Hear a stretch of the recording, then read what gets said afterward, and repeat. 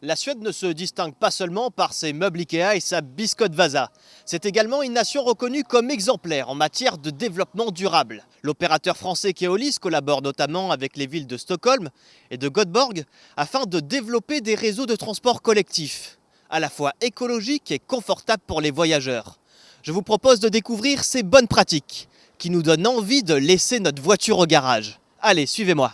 Aussi vaste que l'Espagne, la Suède ne compte pourtant que 9,7 millions d'habitants. Une population principalement regroupée dans les zones urbaines, qui couvre seulement 1% du territoire national. Une spécificité qui favorise le développement des réseaux de transport collectif.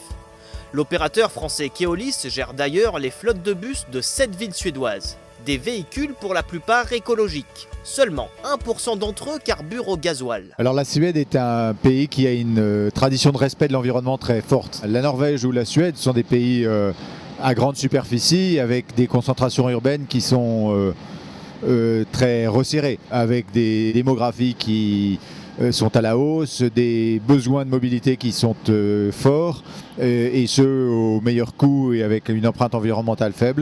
Grâce à la valorisation des déchets urbains, la ville de Stockholm produit une partie de l'énergie nécessaire pour chauffer et assurer les déplacements de ses 700 000 habitants.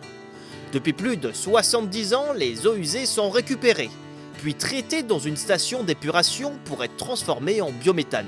Un combustible qui alimente en carburant plus d'un tiers des bus de Stockholm. Le biogaz ou bio-GNV, gaz naturel pour véhicules, permet ainsi de réduire de 80% les émissions de CO2 par rapport à l'essence. À Stockholm, nos bus de Keolis, 100% marchent au biocarburant. Nous avons le biogaz, nous avons le biodiesel, nous avons les hybrides, l'éthanol. En ayant les biocarburants, nous économisons environ 80 000 tonnes de CO2 par an, ce qui correspond environ à 40 000 autos individuelles. C'est plus cher d'avoir des bus bio que bus diesel, environ 25% en ce moment, parce que les biocarburants sont plus nocifs en général pour les moteurs que le diesel. C'est clair que les gens aiment payer un peu plus pour focaliser sur la durabilité. Mais la durabilité ne suffit pas à encourager les automobilistes à changer leurs habitudes. Pour ce faire, la mairie de Göteborg s'est lancée dans le projet Electricity, qui tend à développer des réseaux de transport collectifs à la fois durables et attractifs pour les habitants. C'est dans ce contexte que la ville a inauguré la ligne expérimentale 55, dotée de 3 véhicules Volvo tout électriques et de 7 hybrides. Tout est pensé pour le confort du voyageur. Des portes plus grandes, une connexion Wi-Fi et des points de charge pour les téléphones portables. Les usagers peuvent même rester au chaud pendant que le bus recharge ses batteries, grâce à un arrêt d'autocar entièrement couvert. Pour pouvoir avoir une logique de développement durable, nous avons essayé d'optimiser l'ensemble de la chaîne. C'est-à-dire que notre véhicule est conçu en aluminium de manière à être le plus léger possible. Le poids des batteries étant important, nous avons réduit le nombre de batteries, donc le poids.